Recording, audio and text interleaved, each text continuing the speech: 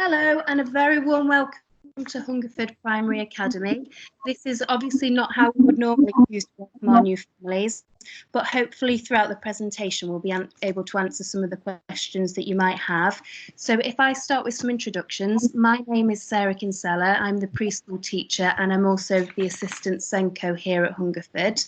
We have two teaching assistants that work in preschool. We have Tonya McGee, who works Monday to Wednesday, and Susan Keegan, who works on Thursdays and Fridays. And hello, my name is Mrs. Jenny Williams. I'm the foundation stage lead. You may also hear from Mrs. Andrea Bean, who's the head of school, Mrs. Claire Blackburn, who is the vice principal, and we also have Miss Joanne Atkinson and Mrs. Michelle Carman, who are family support workers and will be involved with your children at some point or another.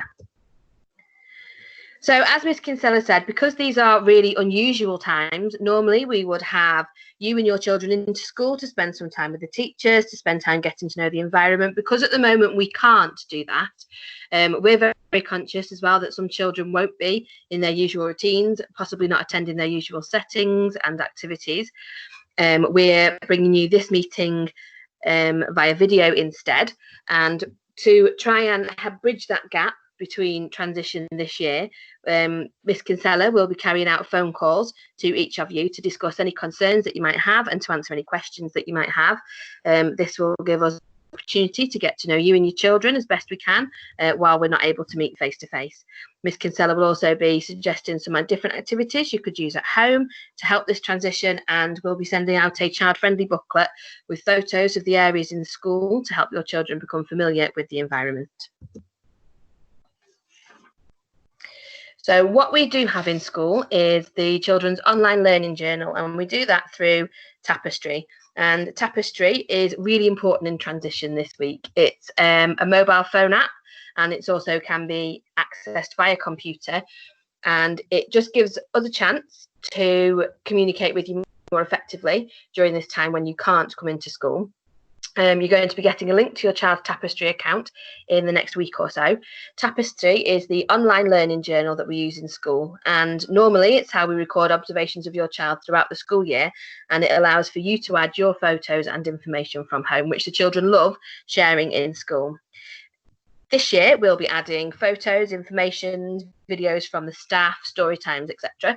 to Tapestry for you to share with your child in preparation for starting Hungerford in September. There's going to be an email that will follow with more information about how we can use this together. So arrangements for September will be slightly different for each session, so it depends which session your child will be attending. So I'll briefly run through each one with you. Assuming that schools are open as normal in September, if your child is going to be with for 30 hours, so full day sessions, they will start on Wednesday the 2nd of September, and that will be for an hour and a half, 8:45 a.m. to 10:15 a.m. Thursday the 3rd of September, they'll stay for 2 hours, so 8:45 a.m. to 11:45 a.m. And then Friday the 4th of September, that will be 8:45 a.m. to 1 p.m. and that does include lunchtime. So from Friday the 4th of September, they will need to start bringing their lunch with them. Then week commencing Monday the 7th of September, they'll be in for their full normal hours, which is 8:45 a.m. to 3:10 p.m. If your child's going to be attending the morning session only, they'll start with us on Wednesday the 2nd of September for an hour and a half, 8:45 a.m. to 10:15 a.m. Thursday the 3rd of September, that will be for 2 hours, 8:45 a.m. to 10:45 a.m. Then from Friday the 4th of September, they'll do their normal full morning session of 8:45 a.m. to 11:45 a.m. And finally, if your child will be attending for the afternoon sessions, they'll start with us on Wednesday the 2nd of September, 12:10 p.m. to 1:40 p.m. Thursday the 3rd of September will be 12:10 p.m. to 2:10 p.m. And then from Friday the 4th of September onwards, they'll do their normal full afternoon session of 12:10 p.m. to 3:10 p.m. So what we're going to look at now is if in September everything is back to normal, this is what typically preschool looks like. So in the morning or in the afternoons, whichever session the children come in, teaching staff will always be at the doors to welcome the children into school and to let them at home time. The children come into school by themselves. We know it's really hard sometimes if they're a little bit upset, if they are a little bit unwilling perhaps to come through the door, but staff are always there to comfort them, and we always find they settle so much more quickly if you can pop them through the doors and kind of let us make sure that they're settled happily in school. You will always get a kind of an update. If they're upset when you come in, we normally let you know that they are absolutely fine and playing within 5 minutes of you leaving them at school. Unlike the rest of the school, preschool does start at 8:45 or 12, depending on the session that you are in. And the prompt start really helps to settle the children quickly. And it also means that once we've got all the children in, we can keep the doors closed. For safety purposes, then it means we're not having to open the door when children come in at different times. And also we have lots of lovely activities that are set up for the children to play with outside. So as when you're delivering the children, if you can make sure that they're not playing with the different activities or equipment outside, they'll get lots of chance to enjoy them later on. Once we are in school, there are lots of activities that are set up both inside and outside. So just a reminder that children do need to be dressed for the weather that day. So whether that's sun hats and cream or raincoats, it will just make sure that they can take part in everything that's on offer that day. So in the classroom, we'll have a mixture of planned activities linked to whatever our topic is at that time, and lots of opportunities set up for independent learning as well, and for them to explore all the different areas. So now we've looked at the bits that you were desperate to see to find out about the classroom and the staff. We just want to talk very quickly about what the foundation stage is. So the foundation stage begins when children reach the age of 3, when they can attend a nursery setting, or preschool as we call our nursery setting. And then the final year of foundation stage is the next year when children are in reception class. It prepares the children for learning in their future school career, and learning is split up into the 7 different areas. And one thing that we all love as early year staff is the difference that you will see in your children from day 1 of preschool to the end of preschool. It's absolutely massive.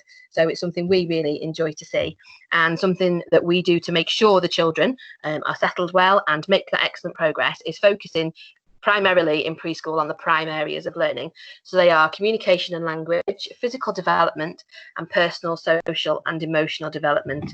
So from learning how to share toys to developing those pincer grips with their fingers, doing lots of fine motor activities, and lots and lots and lots of opportunities for the children to talk to each other and for the children to talk to the staff in school to really bring on their communication.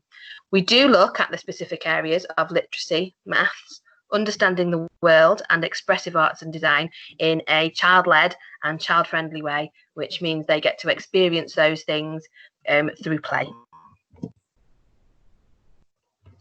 Each week we'll start with a topic or story, and this is always based on the children's interests. We'll have daily English, maths and phonics sessions, and lots of time is spent focusing on motor skills. So the fine motor skills, things like scissor skills, using a pencil, as well as the gross motor skills, so the climbing, riding a bike.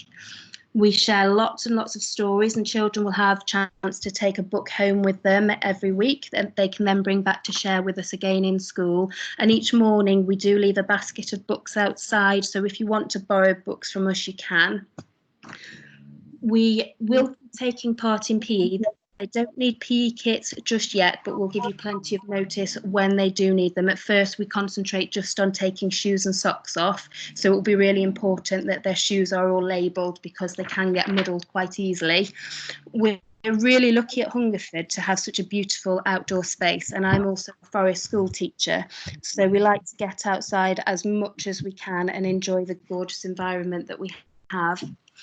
I'll just draw your attention to messy play, and that's underlined because we don't want it to come as a shock to you in September how much we love messy play.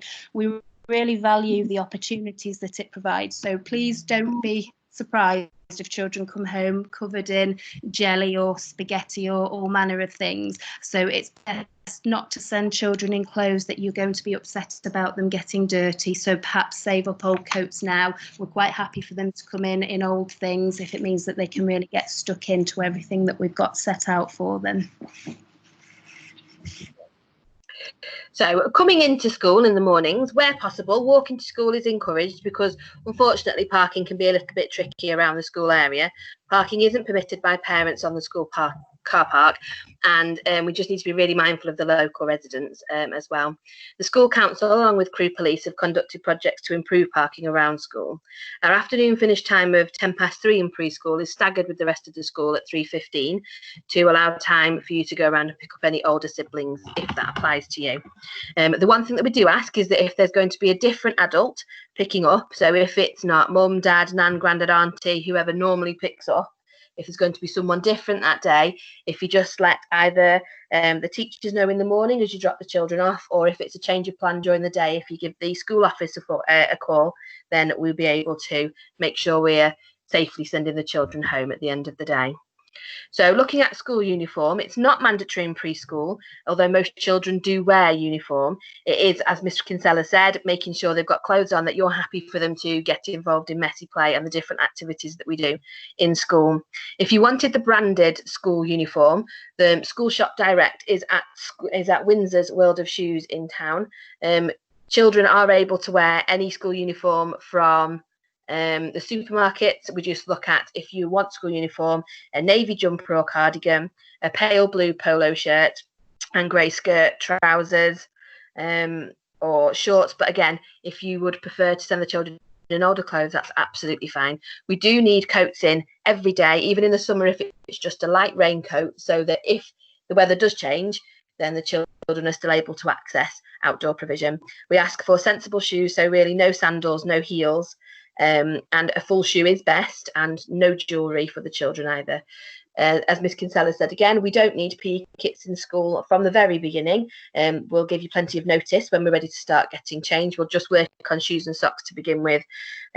When the children require Wellington boots, Miss Kinsella will let you know. But again, it's just making sure that names are in everything.